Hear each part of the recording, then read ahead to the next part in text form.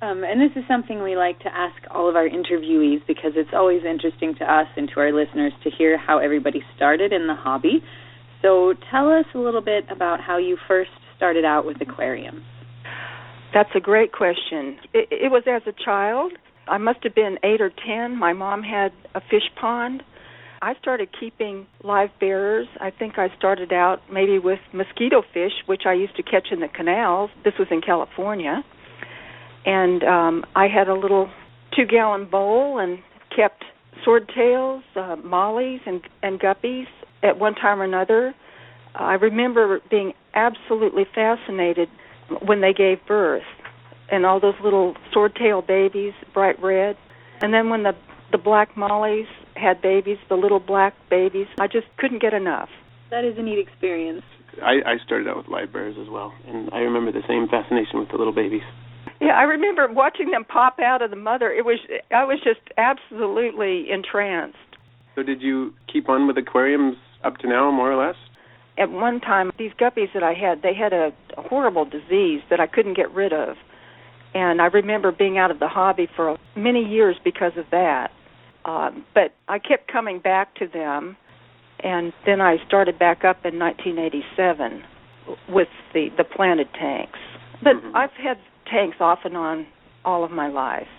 And I guess this is a good lead into our next question. What led you to develop your method, or what is widely known as the Wallstead method? Well, I'll go back to my childhood here. I lived next to a dairy farm, and they had a big stock tank in the yard with the cows, and it was filled with Vallisneria. This stock tank was out in full sun.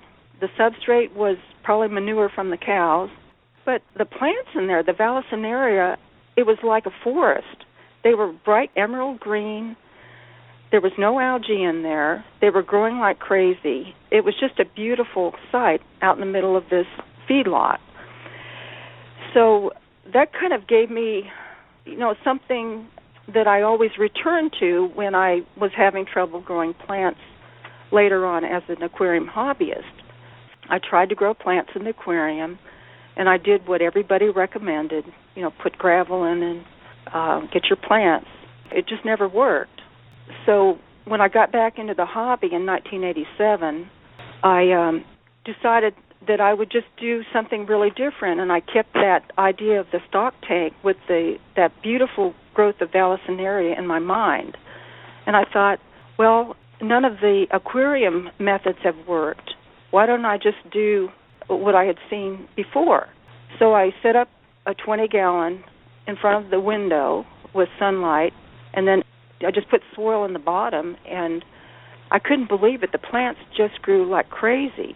I'd never seen plants grow like that in an aquarium, and that's kind of how it all started. It was like night and day from what I had remembered in my earlier failures. Once you see plants really growing, it was just spectacular. I can imagine, yeah. That's a fascinating story, that the method was inspired by the stock tank. I'd never heard of that. And my method, it leaves the nutrients in the tanks and lets the plants have them.